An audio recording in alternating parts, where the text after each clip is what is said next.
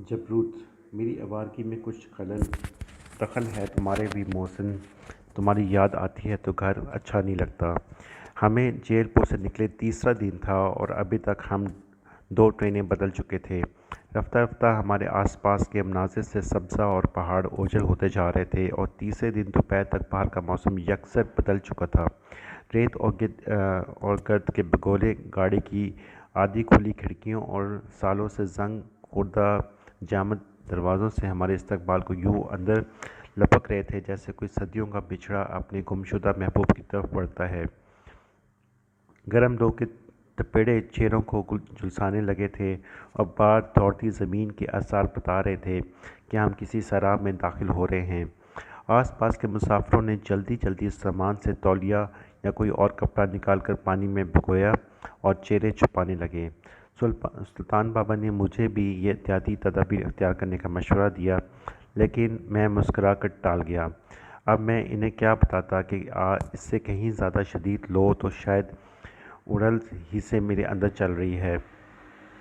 बाहर चलती हुई हवा की चंद गर्म झोंके भला मुझे गर्म चले का क्या बिगाड़ पाएंगे। और फिर बात बाहर के मौसम की ही थी ही कब, जिनके अंदर ही सदा की खजां ठहर गई हो, इन्हें बैरूनी तब्दीलों से क्या वास्ता।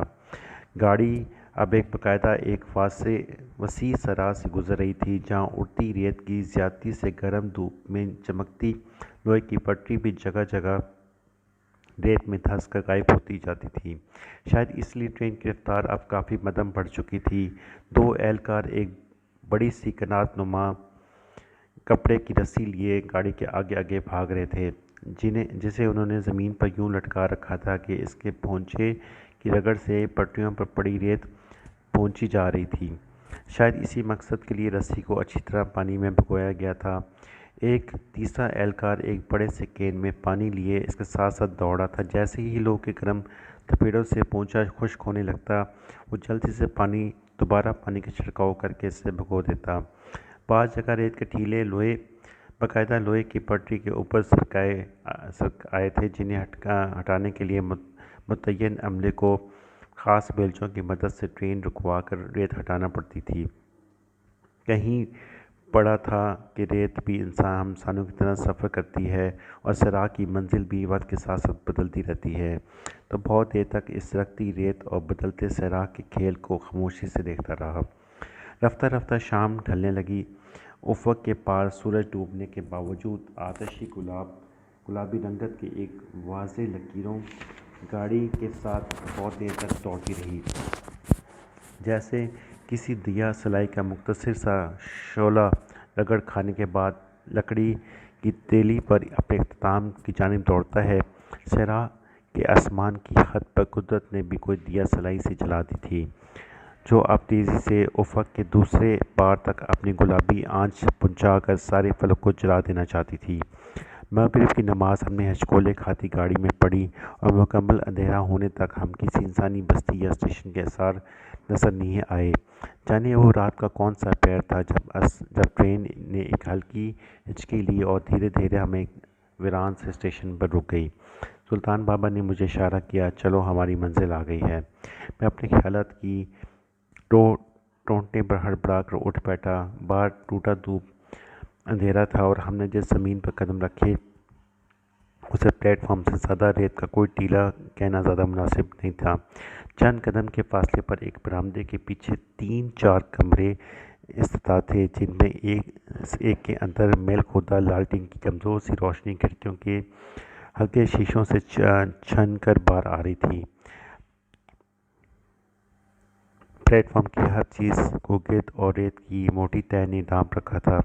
जब तक सुल्तान बाबा अंदर स्टेशन मास्टर के कमरे से कुछ मालूमात हासिल करके आए, तब तक मैंने प्लेटफॉर्म पर बिछे एक लकड़ी के तख्ते नुमा पंच को दोबारा अपने हाथ से झाड़ कर इसकी सतह साफ करने की कोशिश की, लेकिन चंद लम्हों ही में फिर से तेज़ हवा के साथ उड़ती हुई रेत ने इसे ढक लिया। हम आसमान सारी ज़िंदगी इस गर्द से ख़ुद को बचाने की कोशिश करते रहते हैं, लेकिन बिलाखिर एक दिन यही मिट्टी हमें अपने पनाह में ले लेती है। सच है, आखिरकार सब मिट्टी हो जाता है। दफ़तन मुझे एक अजीब सा एहसास हुआ, जैसे कोई और भी प्लेटफॉर्म पर रात के सन्नाटे में मौजूद हो। مجھے دیکھ رہا ہو۔ میں نے اچانک کر نظر اٹھائی تو دور پٹریوں کے دوسری پار، جہاں اسٹیشن کی حد ختم ہو رہی تھی اور جہاں لوہے کی ایک بڑی سی راڈ کا بطور گھنٹی لگایا گیا تھا، ایک نوجوان لڑکی کا ہولا سا دکھائی دیا۔ لیکن ٹرین تو کب کی جا چکی تھی، اور پی اس ویرانے میں اتنی رات کے ایک تنہا لڑکی کیا کر رہی تھی۔